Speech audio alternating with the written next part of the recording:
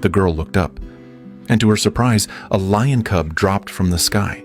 She had no idea where it came from, but seeing its pitiful little face, Alma couldn't bear to leave it alone in the dangerous forest. So she took the cub home with her. Just as Alma was about to close the door, a white wolf, carrying a wolf pup in its mouth, suddenly barged in and quietly settled into a corner of the room. Alma was puzzled, but she mustered the courage to take a closer look. It turned out she had seen this white wolf before. Not long ago, during a walk in the forest, the wolf had startled her by appearing out of nowhere. But the white wolf didn't seem aggressive. It simply looked at her with eyes that seemed to plead for help. That's when Alma noticed that the wolf was tangled in a rope net, unable to move freely.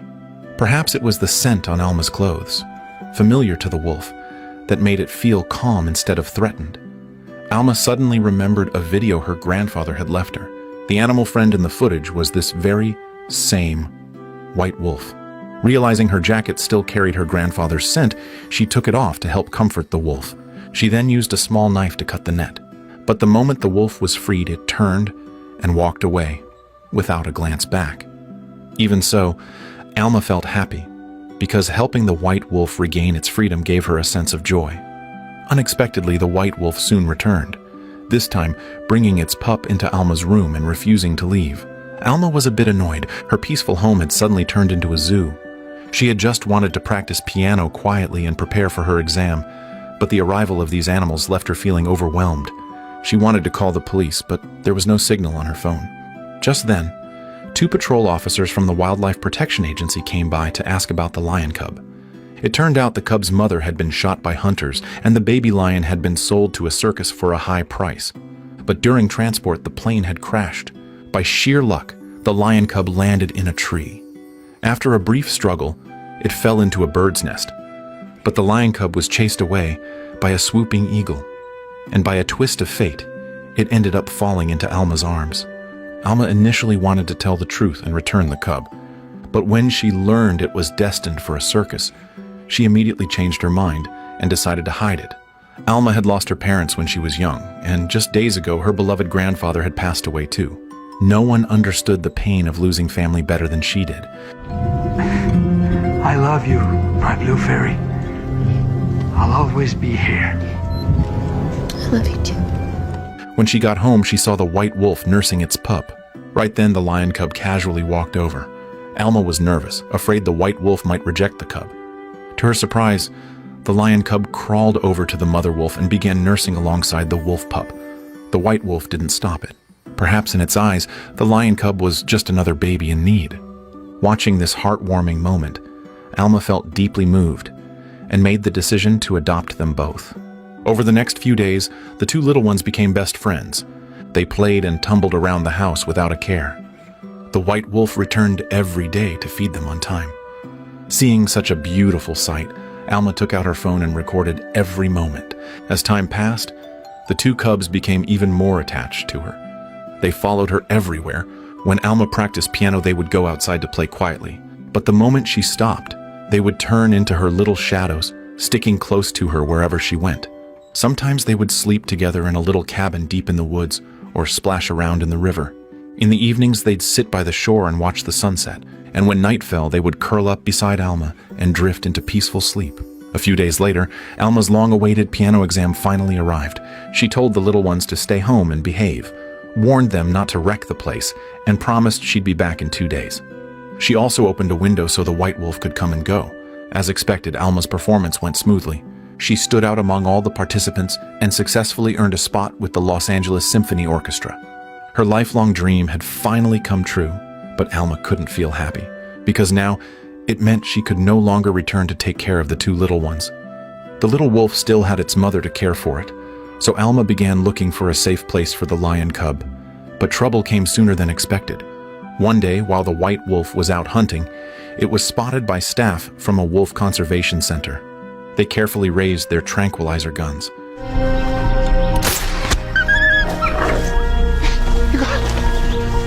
Just like that, the white wolf was taken away. When Alma returned home, the scene that greeted her left her stunned. The 2 little ones had turned the house upside down in a desperate search for food. Before Alma could even get upset, she noticed the white wolf was gone. Panicked, she ran outside to search, but no matter where she looked, the wolf was nowhere to be found. With no other choice, she returned home to feed the hungry cubs. The white wolf's sudden disappearance left Alma feeling helpless. She knew she couldn't juggle her job and caring for the animals at the same time. So Alma made a tough decision, to send them to the Wildlife Protection Agency, believing they'd be happier there. Maybe sensing what was about to happen, the two cubs quietly climbed into Alma's bed that night, clinging to her, unwilling to let go. Alma's heart melted. She made a silent vow that she would never abandon them. So Alma quit her job with the symphony orchestra and began devoting herself full-time to raising them. With the white wolf gone, the two cubs saw Alma as their mother. She gave them new names. The little wolf became Mozart, and the lion cub, Dreamer. Her unfulfilled dream of music would now live on through them, and Mozart truly seemed to have the talent of a musician. He actually started playing the piano like a maestro. As Alma's gentle piano music filled the air, winter arrived quickly, blanketing the entire forest in snow. The two cubs had grown into large, powerful animals, chasing and playing through the snow. Alma prepared delicious dinners for them every night. Their appetites were huge. Alma and her grandfather Joe had to bring in large quantities of meat to keep them fed. Even though he tried to be ready, Joe was still a bit frightened by their size. He asked Alma to check in with him every day over the radio to make sure she was safe. As Mozart and Dreamer continued to grow, their territory also expanded. What Alma didn't realize was that danger was slowly creeping in with the change of seasons. As the snow melted, the forest came back to life. One day, a mother and daughter arrived on the island to pick flowers. When Mozart and Dreamer saw them, they ran toward them at full speed. Alma panicked. Afraid something might go wrong, she sprinted to stop them, but she accidentally tripped over a rock and hit her head hard on the ground, then fell unconscious. Hearing the noise, Mozart rushed back first. Seeing Alma lying on the ground, he grew frantic. Like a child who knew he had done something wrong, he nudged her over and over, trying desperately to wake her up. Just then, Dreamer arrived as well. The two of them circled around Alma, calling out, hoping someone, anyone, would come help. But this was an isolated island. There was no one. Night fell. And still they refused to leave her side, guarding her motionlessly through the cold darkness. The next morning, Joe's voice came through the walkie-talkie. They had agreed to check in daily, but that day, he had called several times with no response. Alarmed, he jumped on his boat and headed for the island. When he arrived at Alma's house and couldn't find her, he sailed around the island in search. Mozart saw him and let out a loud howl. Joe followed the sound and finally saw Alma lying on the ground. But with wolves and a lion nearby, he didn't dare approach. Left with no choice, he called the police. Alma was rushed to the hospital. The doctors told her that in the freezing early spring night, if not for Mozart and Dreamer keeping her warm, she likely wouldn't have survived. However, because of Joe's emergency call, Mozart was taken away by the conservation team. As a rare species, he was well protected. And there, he was finally reunited with his mother. Dreamer wasn't so lucky. He was returned to the circus by the police. When he saw the ringmaster Alan, Dreamer instantly became agitated, but there was no changing his fate. Alan told his son Rafa that to truly tame the lion, they had to make it feel fear. Then he whipped Dreamer violently with a leather lash. Monster. Meanwhile, Alma couldn't stop thinking about Mozart and Dreamer. She snuck out of the hospital and went to the police station to ask about them. But the officers not only ignored her plea, they told her that keeping wild animals was against the law. Left with no other choice, Alma decided to search for them herself. She soon got in touch with Eli, the director of the Wolf Conservation Center. Eli told Alma that Mozart was very happy now. He had been reunited with his mother, and his natural instincts had been set free. Relieved to hear this, Alma felt half her burden lift, but she still couldn't stop worrying about Dreamer. Alma knew he had most likely been sent back to the circus, and she vowed to search every circus in the world if that's what it took to find him. That very day, the circus caravan happened to pass near the Wolf Center. Mozart instantly recognized Dreamer's roar and cried out, calling for his friend. But the caravan showed no mercy and drove away without stopping. At that moment, a bold decision surged in Mozart's heart. He was going to find Dreamer and rescue him. That very night, Mozart dug a hole beneath the wire fence and escaped from the conservation center. After running a long distance, Mozart finally arrived at the circus grounds. He immediately started digging again and slipped into the circus with ease.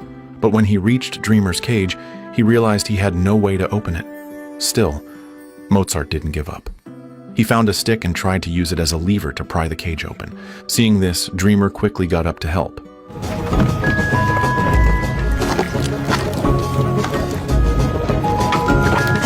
But the fragile stick was no match for the solid metal bars. The noise drew Alan's attention. Alan was puzzled by Dreamer's agitation, so he opened the cage to check what was going on.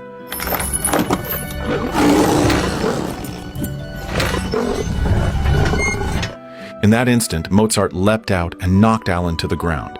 Then he and Dreamer made their escape. Reunited at last, the two friends joyfully wrestled and played together. It was time to go home. Following familiar scents through the forest, the wolf and the lion searched for their way back.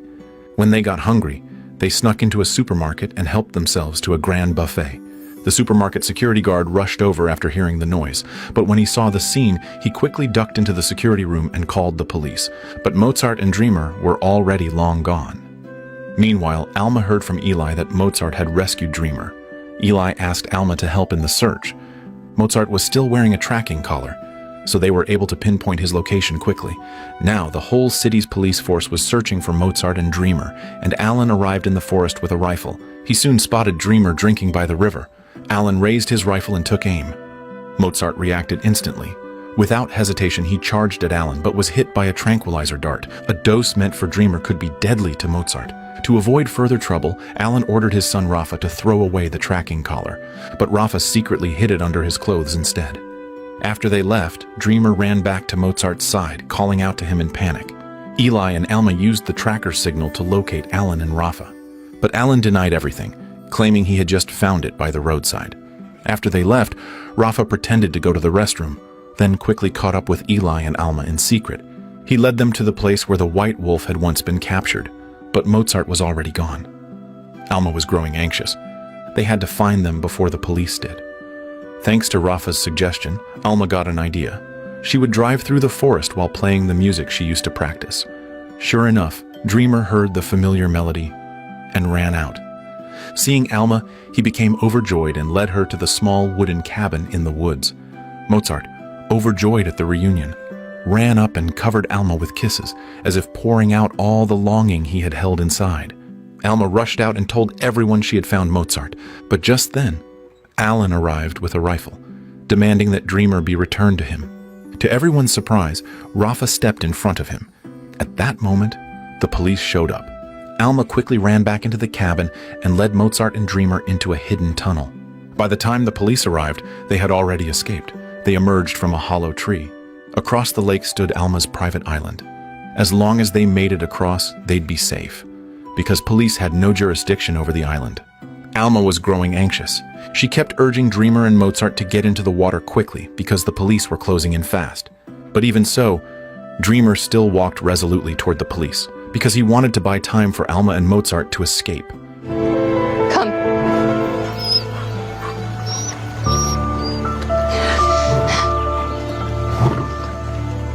With no other choice, Alma and Mozart had to leave first.